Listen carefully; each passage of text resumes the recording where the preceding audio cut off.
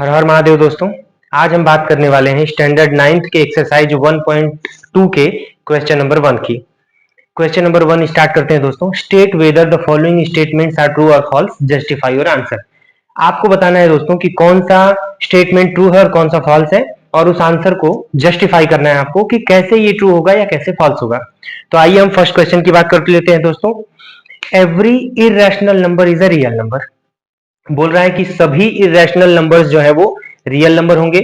तो ये statement correct है दोस्तों, तो हम लिखेंगे ट्रू। अब इसका इसका जस्टिफिकेशन दे देते हैं दोस्तों। आप सभी जानते हैं बिकॉज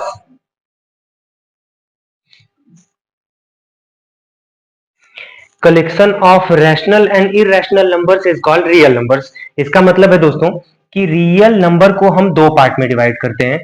फर्स्ट पार्ट होता है रैशनल नंबर और सेकेंड पार्ट होता है दोस्तों इरेशनल नंबर। इस तरह से हम बोल सकते हैं कि collection of rational and irrational number is called real number. So all या every irrational number is a real number. अब हम बात कर लेते हैं सेकेंड पार्ट की दोस्तों।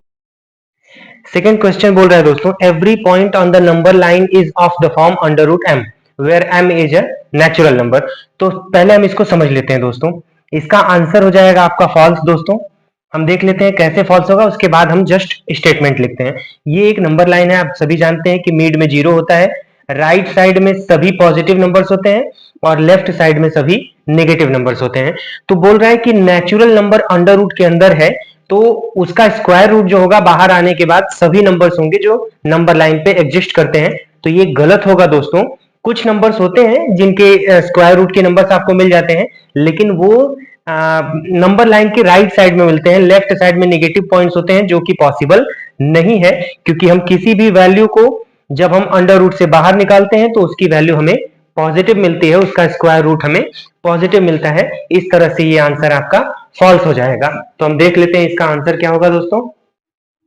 Because no negative number can be the square root of any natural number. ये रहा आपका स्टेटमेंट दोस्तों। अब हम थर्ड पार्ट की बात कर लेते हैं।